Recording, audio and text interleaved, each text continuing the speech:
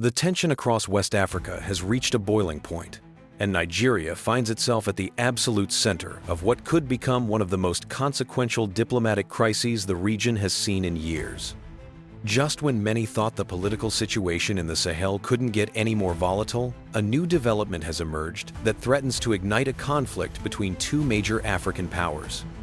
Nigeria's President, Bola Ahmed Tinubu, has reportedly issued a stern and uncompromising ultimatum to the government of Burkina Faso, demanding the immediate release of detained Nigerian soldiers within just 24 hours. This is not a minor diplomatic disagreement that can be smoothed over with a few phone calls and diplomatic pleasantries.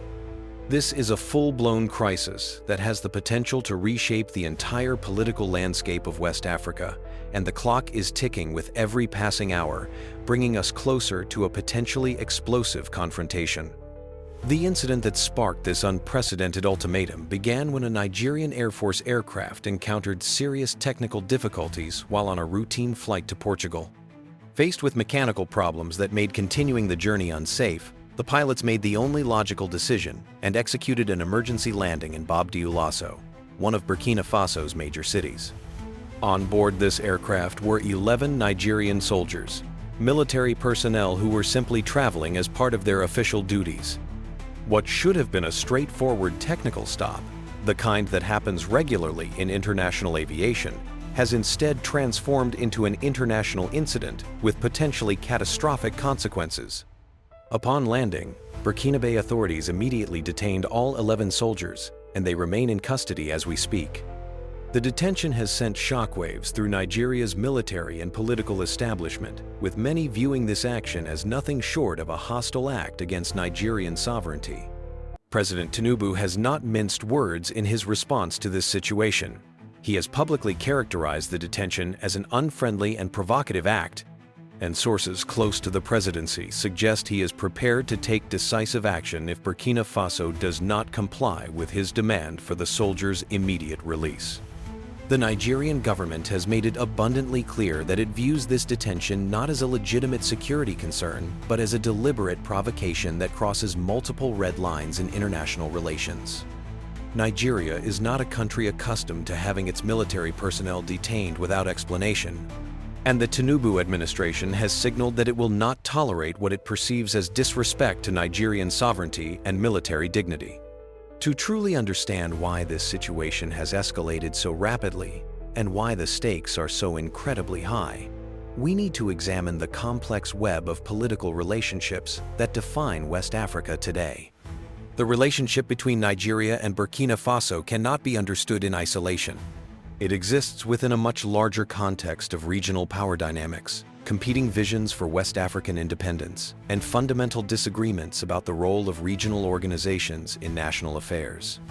Burkina Faso, along with its close allies Mali and Niger, has been at the forefront of a movement that openly rejects the authority and legitimacy of ECOWAS, the economic community of West African states. This regional bloc, which Nigeria not only belongs to but essentially dominates due to its economic and military power, has long positioned itself as the guardian of democratic values and regional stability in West Africa. However, the military governments that now control Burkina Faso, Mali, and Niger see ECOWAS very differently. They view the organization not as a neutral arbiter working for regional peace, but as a tool of Western interests, particularly French interests, designed to maintain neo-colonial control over the Sahel region. These three nations have gone so far as to form their own alliance, the Alliance of Sahel States, explicitly positioning themselves in opposition to ECOWAS and its policies. They have accused the regional body of interfering in their internal affairs, of imposing unjust sanctions in response to their military takeovers, and of prioritizing the interests of former colonial powers over the genuine security and development needs of Sahelian populations. The roots of the tension between Nigeria and Burkina Faso specifically run deep and bitter. When Burkina Faso's military staged a coup in 2022 that removed President Roch-Marc Christian Kabore from power, ECOWAS responded with immediate condemnation and imposed a series of economic and diplomatic sanctions on the country. Nigeria, as ECOWAS's most powerful member state, played an instrumental role in crafting and implementing these sanctions.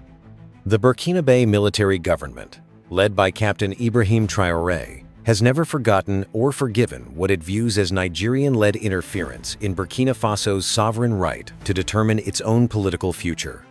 From Burkina Faso's perspective, Nigeria has consistently acted as a regional bully, using ECOWAS as a vehicle to impose its will on smaller nations and to maintain a regional order that serves Nigerian interests above all others.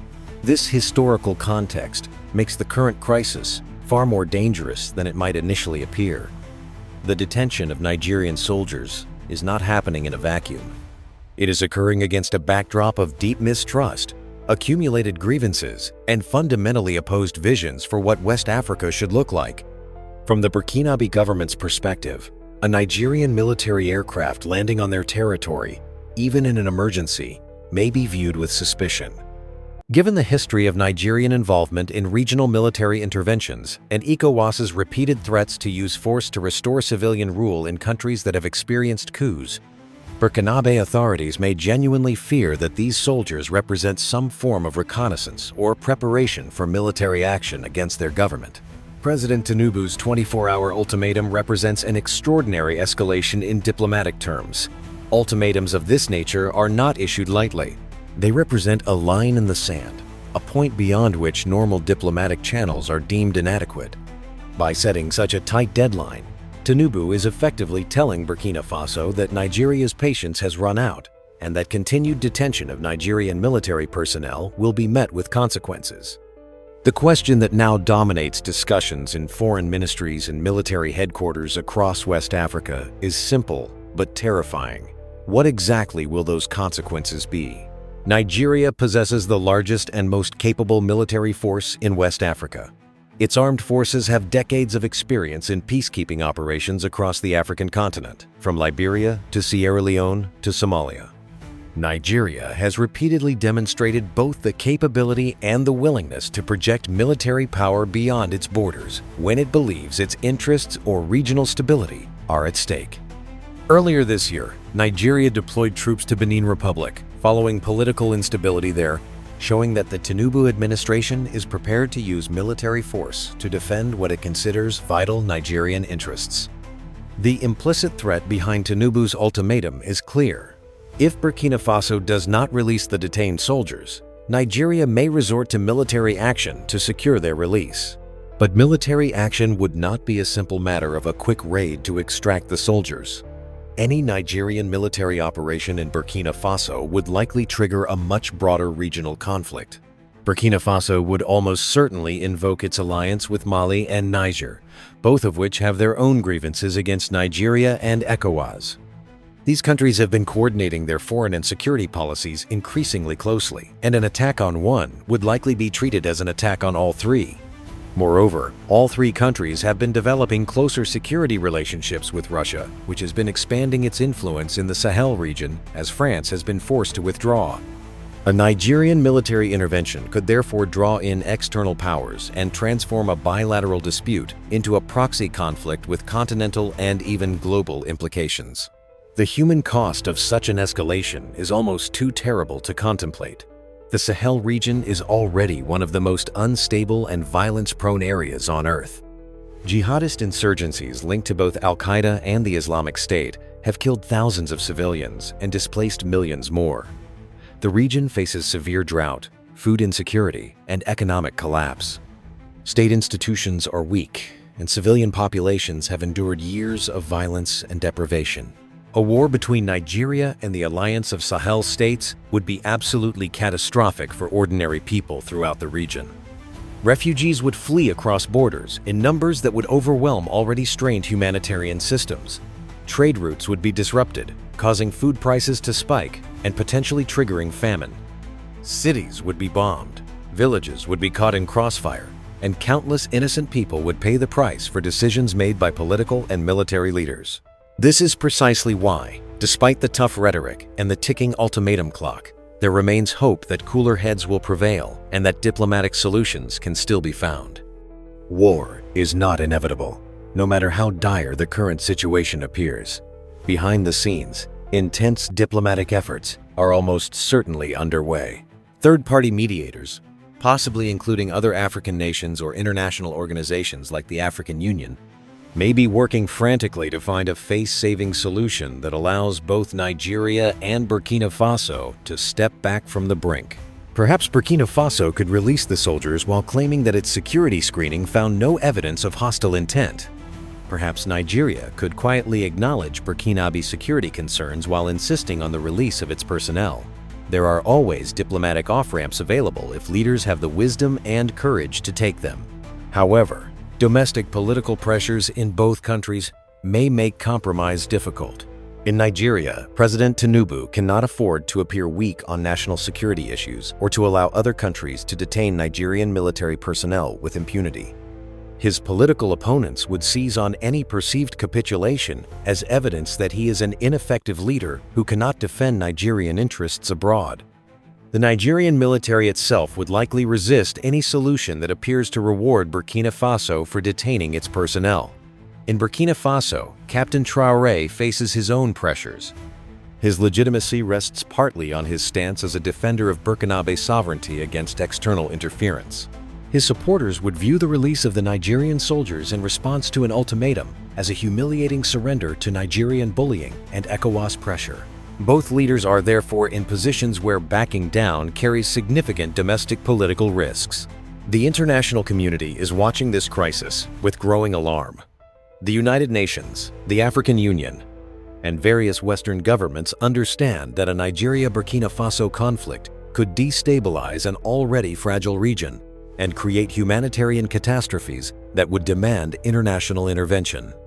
Yet these external actors have limited leverage. Both Nigeria and Burkina Faso have demonstrated their willingness to defy international pressure when they believe their core interests are at stake. Economic sanctions have limited effectiveness against countries already facing severe economic challenges. Military intervention by outside powers would be politically impossible and practically disastrous.